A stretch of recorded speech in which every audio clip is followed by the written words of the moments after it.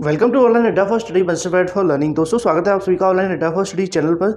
आज है 22 दिसंबर 2020। हम कवर करेंगे करंट अफेयर के इंपॉर्टेंट क्वेश्चंस जो कि आप सभी की आगामी भर्तियों के लिए काफ़ी ज़्यादा महत्वपूर्ण रहेंगे। टीचर वैकेंसी जैसा कि 51,000 एलटी गेट जूनियर, साथ ही रेलवे, एनटीपीसी ग्रुप डी या फिर बैंक एग्जाम जो भी आप प्रिपरेशन कर रहे हैं उन सभी के लिए। तो चलिए दोस्तों वीडियो शुरू करते हैं। अनअकैडमी आपके लिए लेकर आया मिशन बैच एसबीआई क्लर्क 2021। आज ही सब्सक्राइब करें अनअकैडमी प्लस पर और पाएं अंकुश सर, साक्षी मैम, राहुल सर और भी कई इंडिया के टॉप एजुकेटर्स एक ही प्लेटफॉर्म पर।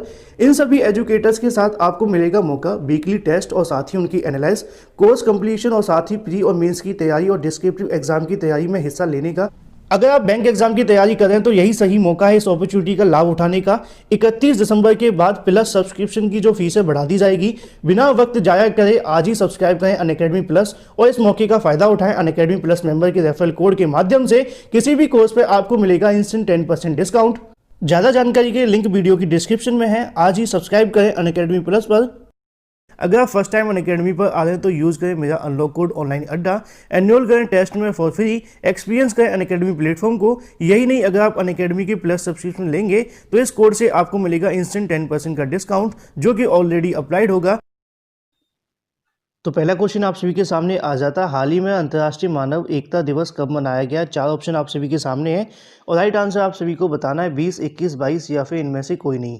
अब 22 तो जैसा कि आपको पता है कि आज है, 21 निकल गई, 20 में से होगा तो right answer option number A इसका बिल्कुल हो जाता है 20 दिसंबर 2020। ठीक है। अगर बात करें इंटरनेशनल ह्यूमन सॉलिडरिटी डे आप सभी से पूछा गया था जो कि 20 दिसंबर को मनाया जाता है, तो ऐसे में ये आप सभी को यहाँ पे याद रखना है।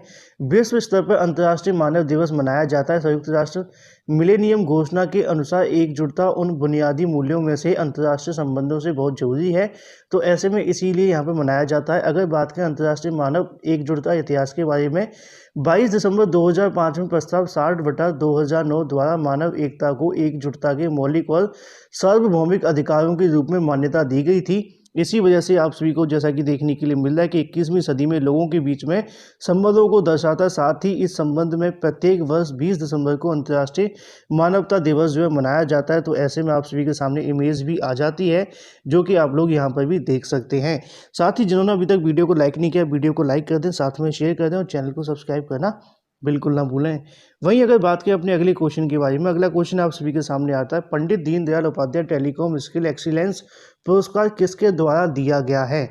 असल में बात क्या है कि इसके अंदर 2 लोगों को पुरस्कार दिया गया था। अब दोनों के नाम पूछने से अच्छा है मैंने यहाँ पे क्वेश्चन घुमा करके पूछा है किसके द्वारा दिया गया है, किस किसको मिला, ये भी कवर करेंगे। तो इसका राइट आंसर क्या होगा, राजनाथ सिंह, अमित शाह या फिर अगर बात करें रविशंकर प्रसाद, तो नीचे इमेज के माध्यम से भी आप लोग देख सकते हैं। तो ऑप्शन नंबर सी इसका बिल्कुल राइट आंसर हो जाएगा, रविशंकर, ऑप्शन नंबर सी। अब रविशंकर जी कौन है आप सभी जानते हैं, केंद्रीय मंत्री हैं। उनके द्वारा यहाँ पे Pandit Deendayal Upadhyay telecom skill exchange award यहाँ पे दिया गया है। अगर बात करें यहाँ पे 2 विजेताओं को दिया गया, पहले को यहाँ 50,000, दूसरे को 30,000। साथ ही आप सभी को बताना चाहूँगा पहला पुरस्कार किसको मिला है, श्रीनिवास कर्मड़ को दिया गया है जो कि ब्रांड सी मोबाइल के तहत एक लागत प्रभावी अनुकूलित तकनीकी समाधान विकसित करने में उनके योगदान हेतु प्रथम पुरस्कार के लिए चुना गया है। साथ ही अगर बात करें दूसरे पुरस्कार के बारे में, नई दिल्ली के प्रोफेसर सुब्रत कर को द्वितीय पुरस्कार के लिए चुना गया। उनका चयन ट्रेन पशु टकराव को रोकने और साथ ही बड़े पैमाने पर सेंसर नेटवर्क उपकरणों के विकास और उनकी तैनाती के अभिनव समाधान के लिए किया गया है। तो ऐसे में ये जानकारी आप सभी के सामने हो जाती है। वहीं दूसरी तरफ आप सभी को बताना चाहूँगा संचार, इलेक्ट्रॉनिक्स और आईटी मंत्री रविशंकर प्रसाद, जैसा कि आप सभी को यहाँ पर जानकारी रखनी है। तो ऐसे में सारी जानकारी इस क्वेश्चन से संबंधित है। वहीं दूसरी तरफ बात करें अपने अगले क्वेश्चन के बारे में, किस भारतीय को SHOM enterprise of the century award से सम्मानित किया गया है। 4 ऑप्शन आप सभी के सामने, राइट आंसर आप सभी से पूछा गया है। तो मुकेश अंबानी, रतन टाटा या फिर अजीम प्रेमजी। तो 4 ऑप्शनों में से इसका जो राइट आंसर होगा ऑप्शन नंबर 20 का बिल्कुल राइट आंसर हो जाएगा, Ratan Tata. Option number B, Ratan Tata को यहाँ पे SHOM enterprises of the century award से सम्मानित किया गया है। नीचे आप सभी को इमेज भी देखने के लिए मिल जाएगी जो कि उसी से संबंधित है। अगर बात करें, प्रधानमंत्री नरेंद्र मोदी ने वीडियो कॉन्फ्रेंसिंग के माध्यम से एसोचैम फाउंडेशन वीक 2020 को संबोधित किया। सप्ताह भर चलने वाले अगर बात करें एसोसिएटेड चैम्बर्स ऑफ कॉमर्स मतलब एसोचैम फाउंडेशन सप्ताह आयोजन करके 15 से 19 दिसंबर 2020 तक किया गया। कार्यक्रम का जो विषय था वो आप सभी को यहाँ पे याद रखना है। सबसे महत्वपूर्ण चीज़ यहाँ पे आ जाती है, इंडियाज रिलायंस अगर बात करें आत्मनिर्भर road map towards 5 trillion economics, ठीक है। तो ऐसे में आप सभी को यहाँ पर याद रखना है। अगर बात करें कार्यक्रम के दौरान प्रधानमंत्री मोदी ने टाटा समूह की ओर से श्री रतन टाटा को देश के लिए किए गए उनके विशिष्ट योगदान, साथ ही जैसा कि आपको मैंने यहाँ बताया कि ASSOCHAM enterprises of the century award से प्रदान किया, सम्मानित किया गया। पिछले 100 वर्षों से जैसा कि आप सभी को पता है एसोचैम पूरे टाटा समूह ने भारत की अर्थव्यवस्था को मजबूत करने और आम भारतीय की मदद करने के लिए बहुत ही मेहनत की है। तो ऐसे में सारी जानकारी आप सभी को होनी चाहिए। बाकी आपको पता है कि भारत से संबंधित आप सब कुछ जानते हैं, बताने की आवश्यकता नहीं है। अगर कोई और मामला होता है तो सबसे पहले बता दिया जाता है। वहीं दूसरी तरफ बात करें, हाल ही में पत्रकार और आईएसएस के पहले आधिकारिक प्रवक्ता का निधन हुआ है। 4 ऑप्शन आप सभी से पूछा गया, राइट आंसर आप सभी को बताना है। तो यहाँ पे दोस्तों आप सभी को देखने के लिए मिल जाएगा। अगर बात करें एमजी वैद्य, रणदीप पूनावाला या फिर अगर बात करें शंकर लाल मिश्रा जी, तो ऑप्शन नंबर ए इसका बिल्कुल राइट आंसर हो जाता है, MG Vaidya, option number A. नीचे आप सभी को उनकी इमेज भी देखने के लिए मिल जाएगी जो कि आप सभी के सामने आ जाती है। अगर बात करें यहाँ पर वायुव्रत पत्रकार आईएसएस के पहले आधिकारिक प्रवक्ता एमजी वैद्य जी का निधन हो गया है। वरिष्ठ राष्ट्रीय स्वयंसेवक, जैसा कि आप सभी को पता है आईएसएस की फुल फॉर्म है, विचारक एमजी वैद्य का निधन। वह एक अनुभवी पत्रकार, साथ ही अगर बात करें संस्कृत के विद्वान भी माने जाते हैं थे। राष्ट्रीय स्वयंसेवक संघ के पहले अधिकारी प्रवक्ता भी रहे। 1900 अगर बात करें 1943 में आईएसएस से जुड़े थे। तो ऐसे में फिलहाल इनका यहाँ पर निधन हो गया है। वहीं दूसरी तरफ जैसा कि आप सभी के सामने अगला क्वेश्चन आ जाता है, आरबीआई ने पीएमसी बैंक पर प्रतिबंध कितने महीने के लिए बढ़ाया है। तो 4 ऑप्शन आप सभी के सामने दिए गए, राइट आंसर आप सभी को बताना है। ऑप्शन नंबर बी इसका बिल्कुल राइट आंसर हो जाएगा, 3 महीने के लिए, मतलब ऑप्शन नंबर बी इसका बिल्कुल राइट आंसर होता है, ठीक है। अब ऐसे में अगर बात करें भारतीय रिजर्व बैंक के द्वारा यहाँ पे पंजाब और महाराष्ट्र कोऑपरेटिव बैंक पर लगाए गए प्रतिबंध को 31 मार्च 2021 के लिए बढ़ा दिया गया है। अगर बात करें बैंक को इसके पुनरुद्धार के लिए 4 एक्सप्रेशन ऑफ इंटरेस्ट मतलब ईओआई भी प्राप्त हुआ है। इनकी जांच करने के लिए बैंक को कुछ और समय की आवश्यकता है, उसी क्रम में यहाँ पर बढ़ा दिया गया। मैं आपको बताना चाहूँगा पीएमसी बैंक के बारे में, क्योंकि आरबीआई के बारे में हमने काफ़ी जानकारी आपको दी है। कमेंट करके आप लोग बता देना, इससे पहले तमाम वीडियोज़ में बता चुके हैं। लेकिन पीएमसी बैंक की अगर बात करें, पीएमसी बैंक के जो प्रशासक हैं वो ए दीक्षित हैं। साथ ही अगर बात करें इसकी स्थापना कब हुई थी, 1984 में। पीएमसी बैंक का मुख्यालय कहाँ पर है, मुंबई के अंदर, मतलब कि महाराष्ट्र में। इतनी जानकारी आप सभी को रखनी है पीएमसी बैंक को लेकर। अगला क्वेश्चन दोस्तों आप सभी के सामने आता है, नीचे आप सभी के सामने इमेज भी देखने के लिए मिल जाएगी जो कि आपके सामने आती है, Punjab and Maharashtra cooperative bank limited, ठीक है। नीचे आपके सामने 1984 लिखा भी हुआ है। तो नीचे आपके सामने एक और क्वेश्चन आता है, विश्व बैंक ने भारत के विकास में सहयोग करने के लिए कई विकास परियोजनाओं को $डॉलर की मंजूरी दी है। 4 ऑप्शन आप सभी के सामने, राइट आंसर आप सभी को बताना है। असल में अगर बात करें बहुत सारी परियोजनाओं पर यहाँ पर जो मंजूरी है वो दी गई है, और अगर बात करें इससे भी ज़्यादा संख्या देखने के लिए मिली है। तो लगभग 800 प्लस मिलियन डॉलर की यहाँ पे जो बात है वो की गई है। तो ऑप्शन नंबर डी इसका बिल्कुल राइट आंसर हो जाएगा। वर्ल्ड बैंक की तरफ से यहाँ पर कई विकास परियोजनाओं को लेकर जो मंजूरी है वो दी गई है। मैं आप सभी को यहाँ पे बताना चाहूँगा, आप लोग नोट भी कर सकते हैं कौन कौन सी परियोजना है। अगर बात करें पहली परियोजना 400 मिलियन डॉलर की है, जो कि दूसरी भारत के लिए कोविड-19 सामाजिक सुरक्षा के लिए दी गई है। 100 मिलियन डॉलर की छत्तीसगढ़ समावेशी ग्रामीण त्वरित विकास परियोजना के लिए यहाँ पे दिया गया है। 68 मिलियन डॉलर नागालैंड कच्चा शिक्षण और साथ में संसाधन परियोजना बढ़ाने के लिए। 250 मिलियन डॉलर जो चौथे नंबर की है, दूसरी बांध सुधार पुनर्वास के लिए दिया गया है। तो ऐसे में यहाँ पे आप सभी के सामने आ जाती है टोटल 4। इसके अलावा और भी कई परियोजना हैं। अगर हम बात करें विस्तार से समझें तो 400 मिलियन डॉलर का जो देखने के लिए मिलेगा वो सामाजिक सुरक्षा प्रतिक्रिया कार्यक्रम के लिए है, जिसमें कोविड-19 महामारी से बुरी तरह से जो गरीब प्रभावित हुए हैं उनके सहयोग करने की जो बात है वो की गई है, ठीक है। उसी क्रम में यहाँ पे सारी जानकारी हो जाती है। अब सवाल आता है विश्व बैंक के बारे में। विश्व बैंक का मुख्यालय कहाँ पे, वाशिंगटन डीसी में, संयुक्त राज्य अमेरिका। विश्व बैंक के अध्यक्ष कौन है, डेविड मलपास है, जैसा कि मैंने कई बार बताया भी। स्थापना कब हुई थी, 1944 में। इतनी जानकारी आप सभी को होनी चाहिए। अगला क्वेश्चन आपके सामने आता है, किस राज्य सरकार ने ग्रामीण क्षेत्रों के लिए अगर हम कहते हैं विरासत अभियान यहाँ पे शुरू किया है। तो 4 ऑप्शन आप सभी के सामने, राइट आंसर आप सभी को बताना है, BARASAT। तो 4 ऑप्शन में से इसका राइट आंसर क्या होगा, वैसे नीचे आप लोग इमेज के माध्यम से पहचान भी जाएंगे। तो इसका जो राइट आंसर होगा ऑप्शन नंबर ए इसका बिल्कुल राइट आंसर, उत्तर प्रदेश, ठीक है। अब उत्तर प्रदेश की तरफ से यहाँ पे जो अभियान है वो शुरू किया गया किसानों के लिए। नीचे आप सभी के सामने आता है ग्रामीण क्षेत्रों के लिए बात की गई, किसान की यहाँ पे कोई पर्सनल बात नहीं है। अगर बात करें उत्तर प्रदेश सरकार ने ग्रामीण क्षेत्रों की संपत्ति भू संबंधी विवाद को रोकने के लिए एक विशेष अभियान यहाँ पे आरंभ किया है, जिसके माध्यम से सरकार कहीं ना कहीं इस अभियान के तहत जिसका उद्देश्य होगा ग्रामीण क्षेत्रों की भूमि से संबंधित सभी मुद्दों का समाधान करना, भूमाफियाओं द्वारा उत्तराधिकारी अधिकारियों और साथ ही अगर बात करें ग्रामीणों के शोषण को खत्म करने का जो प्रयास है वो यहाँ पर किया जाएगा। अब सवाल आता है उत्तर प्रदेश के बारे में, तो सब कुछ आप सभी जानते हैं, जैसा कि आपको बताया कि लखनऊ इसकी राजधानी है, आनंदीबेन पटेल जी गवर्नर है और साथ ही मुख्यमंत्री जी आपके सामने हैं, तो इसमें आपको ज़्यादा परेशान होने की आवश्यकता नहीं है। तो ये हो जाता है ऑप्शन नंबर 7 का आंसर। तो अगला क्वेश्चन आप सभी के सामने आता है कि भारत के पहले उत्कृष्टता केंद्र का उद्घाटन कहाँ किया गया है। 4 ऑप्शन आप सभी के सामने, राइट आंसर आप सभी को यहाँ पर बताना है। तो ऐसे में इसका राइट आंसर नीचे आपके सामने इमेज भी देखने के लिए मिलेगी। तो इसका राइट आंसर होगा option number C, Gurugram. Gurugram में किया गया है। तो जान लेते थोड़ी सी जानकारी इसके बारे में। कौशल विकास राज्य मंत्री राजकुमार सिंह ने गुरुग्राम बिजली क्षेत्र में कौशल विकास के लिए पहले उत्कृष्टता केंद्र मतलब COE का यहाँ पर जो उद्घाटन है वो किया गया है। COE की स्थापना हरियाणा के गुरुग्राम में यहाँ पर की गई है, राष्ट्रीय सौर संस्थान परिसर में यहाँ पर देखने के लिए मिली है। तो ऐसे में केंद्र सरकार के कौशल विकास और उद्यमिता मंत्रालय द्वारा राष्ट्रीय शिक्षा और युवा मंत्रालय फ्रांस सरकार द्वारा इस सहयोग के माध्यम से इसको स्थापित किया गया है। तो इतनी जानकारी आप सभी को यहाँ पर रखनी है इस क्वेश्चन से संबंधित।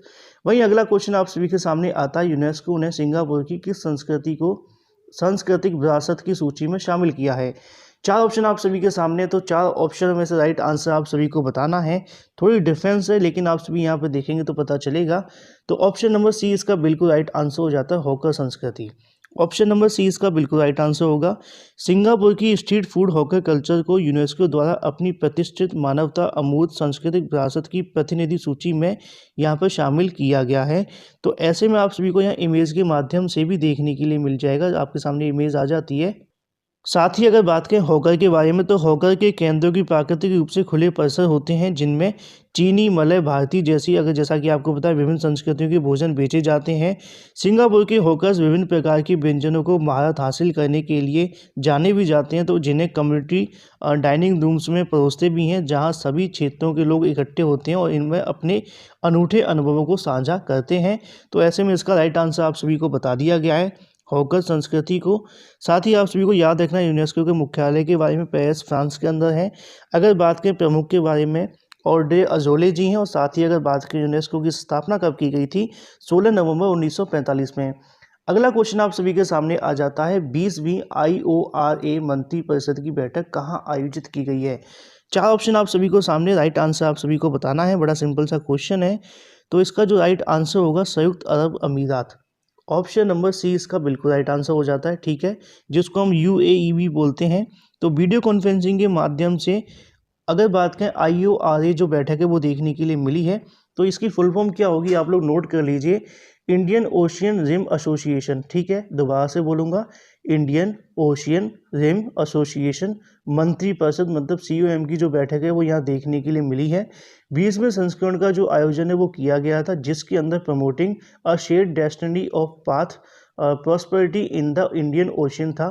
तो इसकी जो विषय था वो मैंने आप सभी को बता दिया है, एक बार फिर से बता देता हूँ, promoting a shared destiny path to prosperity in the Indian ocean जो इसका विषय था। ठीक है, तो ऐसे भारतीय प्रतिनिधिमंडल नेतृत्व विदेश मंत्रालय MOV मुरलीधरन ने किया। श्रीलंका वर्ष 2021 और 23 की अवधि में IORA उपाध्यक्ष का कार्यभार संभाल रहा है। तो ऐसे में ये भी आप सभी को यहाँ पे याद रखना है। अब सवाल आता है IORA के बारे में, इसके महासचिव कौन है, तो इनके बारे में आप थोड़ी सी जानकारी रखना। नोबुमो नोकबे, ठीक है, नोमुबो नोकबे, थोड़ा नाम डिफरेंस है लेकिन आप समझना पड़ेगा आपको। इंडियन ओशियन रिम एसोसिएशन की स्थापना कब हुई थी, 7 मार्च 1997 में हुई थी। इसका मुख्यालय कहाँ है, इवेन के अंदर। इवेन कहाँ है, मॉरिशस के अंदर है। ठीक है, अगला क्वेश्चन आप सभी के सामने आता है, इमेज भी आप लोग यहाँ पे देख सकते हैं, IORA की फुल फॉर्म भी नीचे लिखी हुई है। अगला क्वेश्चन दोस्तों आप सभी को यहाँ देखने के लिए मिलेगा, अगर बात करें 5वीं वार्षिक ग्लोबल टेक्नोलॉजी समिट को संबोधित किया है, किसने किया है, निर्मला सीतारमण, S जयशंकर, अमित शाह या इनमें से कोई नहीं। 4 ऑप्शन आप सभी के सामने, राइट आंसर आप सभी को बताना है। तो इसका जो राइट आंसर होगा ऑप्शन नंबर बी इसका बिल्कुल राइट आंसर हो जाता है, S जयशंकर। अब एस जयशंकर कौन है, आप सभी तो जानते होंगे, नहीं जानते हो तो बता देते हैं। ग्लोबल टेक्नोलॉजी समिट, जैसा कि आपको पता है GTS का यहाँ पे जो आपको 5वें संस्करण का आयोजन देखने के लिए मिला है। तो ऐसे में विदेश मंत्रालय मतलब MEA भारत सरकार द्वारा कार्नेगी इंडिया CI के सहयोग से किया गया है। GTS के द्वारा आयोजित किए जाने वाले 4 प्रमुख वार्षिक सम्मेलनों में से एक है। अन्य 3 सम्मेलन जैसा कि आप सभी को याद होगा, रायसीना संवाद, भू आर्थिक संवाद और साथ ही हिंद महासागर सम्मेलन है। GTS 2020 का जो, उसको नोट कर लो जिससे कि आपके काम भी आ जाएगा। तो विषय क्या था, द जियोपॉलिटिक्स ऑफ टेक्नोलॉजी। ठीक है, विदेश मंत्री डॉक्टर एस जयशंकर, साथ ही भारत सरकार के प्रधान वैज्ञानिक सलाहकार डॉक्टर के विजय राघवन शामिल भी रहे हैं। तो ऐसे में सारी जानकारी आप सभी की यहाँ पर हो जाती है। वहीं अगर बात करें अपने अगले क्वेश्चन के बारे में, जो कि आप सभी को नीचे देखने के लिए मिल जाएगा, इसकी इमेज भी आ जाती है, जो सबमिट हुआ है 14 से 28 दिसंबर के बीच में। ठीक है, तो अगला क्वेश्चन आ जाता है, डैश ने तीनों नेताओं के प्रमुखों को सौंपी है अत्याधुनिक तकनीक प्रणाली, किसके द्वारा सौंपी गई, आप सभी को यहाँ पे पता होना चाहिए। तो इसका जो राइट आंसर होगा राजनाथ सिंह, इसका बिल्कुल राइट आंसर हो जाता है, जो कि ऑप्शन नंबर बी के अंदर आप सभी को देखने के लिए मिलेगा। नीचे आपके सामने उसकी जो इमेज है वो भी आ जाती है, जहाँ पे आप सभी के सामने इमेज में भी देखने के लिए मिल रहा है। तो राजनाथ सिंह के द्वारा तीनों सेनाओं के प्रमुखों को सौंपी गई है अत्याधुनिक तकनीक प्रणाली, जो कि आप सभी को नीचे देखने के लिए मिली है। भारतीय सेना, भारतीय नौसेना, भारतीय वायुसेना को सौंपा गया है। बॉर्डर सर्विलांस सिस्टम की अगर बात करें, जिसको बॉस के नाम से भी जाना जाएगा, बॉस सभी मौसम को काम करने वाला एक इलेक्ट्रॉनिक सर्विलांस सिस्टम है। इसे सेना प्रमुख जनरल MM नरवाने को सौंपा गया है। इस प्रणाली को पहले से ही दिन और रात की निगरानी के लिए लद्दाख सीमा पर क्षेत्र में तैनात किया जा चुका है। ठीक है, इतनी जानकारी आप सभी को रखनी है। साथ ही अगर बात करें Indian maritime situational awareness system के बारे में, ठीक है, IMSAS के बारे में, इस नौसेना प्रमुख एडमिरल करमबीर सिंह को यहाँ पर सौंपा गया है। IMSAS एक अत्याधुनिक पूरी तरीके से स्वदेशी उच्च प्रदर्शन वाला इंटेलिजेंट सॉफ्टवेयर सिस्टम है, जो भारतीय नौसेना को global maritime situation picture, marine और प्लानिंग टूल्स और साथ ही विश्लेषणात्मक जो क्षमता है प्रदान करेगा। तो ऐसे में इसके बारे में आपको यहाँ पे याद रखना है, centre for artificial intelligence and robotics मतलब CAIR बेंगलोर और भारतीय नौसेना ने संयुक्त रूप से इसका जो उत्पाद है वो किया गया। साथ ही अगर बात करें MKI मिसाइल प्रणाली के बारे में, अस्त्र MKI मिसाइल प्रणाली, इसको सौंपा गया है RKS भदौरिया जी को।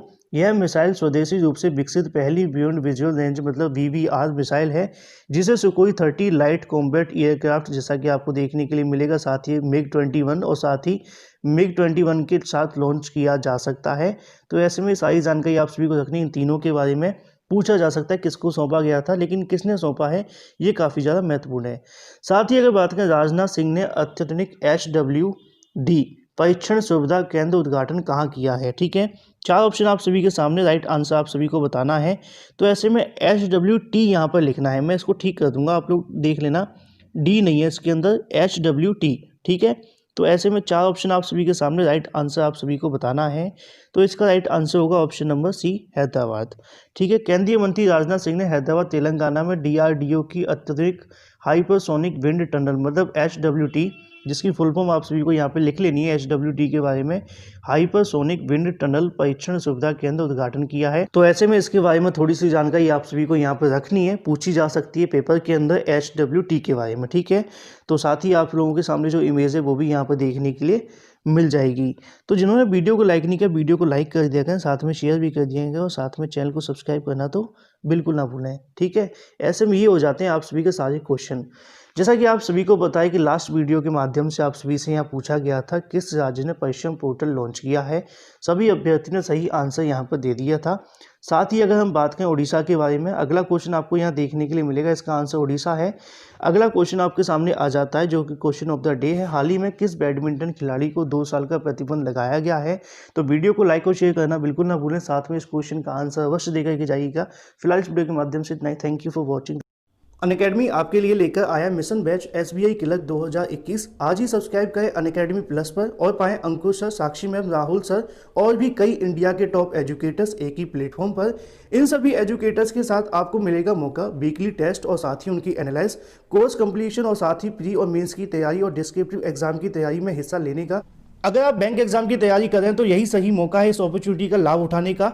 31 दिसंबर के बाद प्लस सब्सक्रिप्शन की जो फीसें बढ़ा दी जाएगी। बिना वक्त जाया करें, आज ही सब्सक्राइब करें अनअकैडमी प्लस और इस मौके का फायदा उठाएं। अनअकैडमी प्लस मेंबर के रेफरल कोड के माध्यम से किसी भी कोर्स पर आपको मिलेगा इंस्टेंट 10% डिस्काउंट। ज़्यादा जानकारी के लिंक वीडियो की डिस्क्रिप्शन में है। आज ही सब्सक्राइब करें अनअकैडमी प्लस पर। अगर आप फर्स्ट टाइम अनअकैडमी पर आ रहे हैं तो यूज़ करें मेरा अनलॉक कोड ऑनलाइन अड्डा। एनरोल करें टेस्ट में फॉर फ्री। एक्सपीरियंस करें अनअकैडमी प्लेटफॉर्म को। यही नहीं, अगर आप अनअकैडमी के प्लस सब्सक्रिप्शन लेंगे तो इस कोड से आपको मिलेगा इंस्टेंट 10% का डिस्काउंट, जो कि ऑलरेडी अप्लाइड होगा।